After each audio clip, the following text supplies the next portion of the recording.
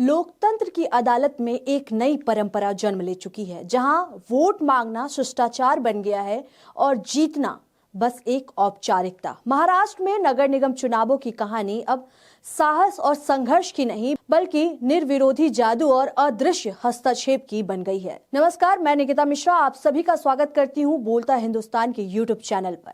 महाराष्ट्र के 29 नगर निगमों में होने वाले महत्वपूर्ण चुनावों से पहले सत्तारूढ़ महायुति गठबंधन को बड़ी सफलता मिली है। नामांकन वापसी की अंतिम तारीख शुक्रवार को खत्म होने के बाद भाजपा, एकनाथ शिंदे गुट की शिवसेना और अजित पवार गुट की एनसीपी के कुल 68 यानी 68 उम्मीदवार बिना किसी विरोध के विजयी घोषित कर दिए गए। इनमें भाजपा के 44 यानी 44, शिवसेना के 22 यानी 22 और एनसीपी के 2 उम्मीदवार शामिल हैं। हालांकि विपक्ष ने धांधली का आरोप भी लगाया है।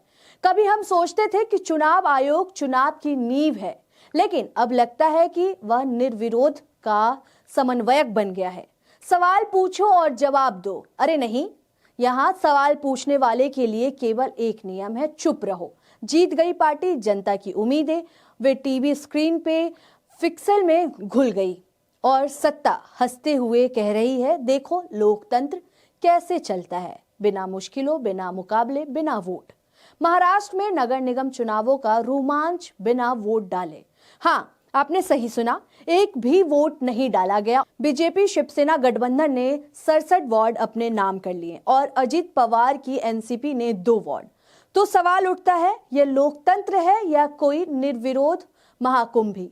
चुनाव आयोग जो लोकतंत्र की चौकीदारी करता है, क्या वो दर्शक बनकर बैठ गया है? आपको बता दें कि राज्य के 29 नगर निगमों में से कुल 2869 सीटों के लिए 15 जनवरी को मतदान होगा। इनमें से कल्याण डोंबिवली नगर निगम में सबसे अधिक 22 उम्मीदवार निर्विरोध जीत गए, जिसमें से भाजपा के 15 और शिवसेना के 7 शामिल हैं। यह क्षेत्र भाजपा के महाराष्ट्र प्रदेश अध्यक्ष रविंद्र चौहान का गृह क्षेत्र है। जलगांव में 12 महायुति उम्मीदवार भाजपा और शिवसेना के 6 निर्विरोध चुने गए, जो जल संसाधन मंत्री गिरीश महाजन का गृह क्षेत्र है। पनवेल नगर निगम में भाजपा के 6 उम्मीदवारों के सामने विपक्षी उम्मीदवारों ने अंतिम समय में नामांकन वापस ले लिया। पुणे नगर निगम की 165 सीटों में भाजपा की मंजूषा नागपुरे और श्रीकांत जगताप निर्विरोध विजय हुए। अब इस पर अपोजिशन पार्टी ने सवाल उठाया है। निर्विरोध जीतों पर गंभीर आरोप लगाते हुए शिवसेना उद्धव गुट के नेता और राज्यसभा सांसद संजय राउत ने कहा कि रिटर्निंग ऑफिसर्स को निर्देश दिए गए थे कि नामांकन वापसी के फॉर्म रात में भी स्वीकार किए जाएं। उन्होंने एक उदाहरण देते हुए कहा कि एक मित्र ने बताया कि देर रात फॉर्म स्वीकार करना उचित नहीं है, लेकिन संरक्षक मंत्री ने अनुरोध और धमकी के लहजे में कहा कि स्थानीय विधायक की सुनो, यह लोकतंत्र के नाम पर गुंडा तंत्र है।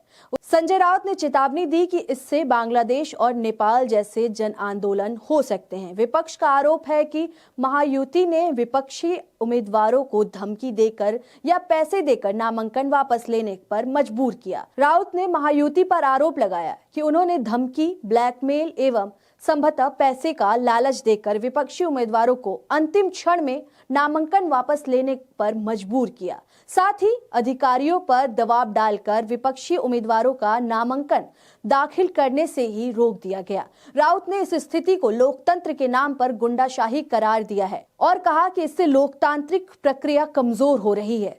उन्होंने चेताया कि इस तरह के कृत्यों से बांग्लादेश, नेपाल जैसे जन उभार जैसी स्थितियां पैदा हो सकती हैं। आपको बता दें कि संजय राउत ने कहा कि राज्य निर्वाचन आयोग के जांच आदेश के बाद नामांकन केंद्रों के सीसीटीवी फुटेज गायब होने लगे हैं। वहीं आरजेडी प्रवक्ता ने भी चुनाव आयोग पर सवाल उठाए हैं। आरजेडी प्रवक्ता प्रियंका भारती सोशल मीडिया पर लिखती हैं, महाराष्ट्र नगर निगम चुनाव में 68 सीटें, एक पर भी वोट नहीं गिरा, सभी पर निर्विरोध निर्वाचित। ये सभी सीटें भाजपा और उनके गठबंधन के खाते में गई। पहले वोट चुराओ, जहां नहीं चुरा पाओ वहां उम्मीदवारों को धमका दो। बीजेपी माफिया के जैसे लोकतंत्र पर राज कर रही है। तो दोस्तों, ये थी महाराष्ट्र की अद्भुत चुनाव यात्रा। हालांकि चुनाव आयोग पर इससे पहले भी सवाल उठाए गए हैं। इससे पहले आपको याद दिला दें कि चुनाव आयोग पर चंडीगढ़ मेयर चुनाव 2024 में धांधली के आरोप लगे थे, जहां आप और कांग्रेस गठबंधन के पास बहुमत होने के बावजूद बीजेपी जीत गई थी। तो आपको क्या लगता है इस खबर पर? आपकी क्या राय है और चुनाव आयोग पर आप क्या सोचते हैं? आप अपनी राय हमें कमेंट करके जरूर बताएं। फिलहाल देखते रहिए बोलता हिंदुस्तान। तब तक के लिए शुक्रिया।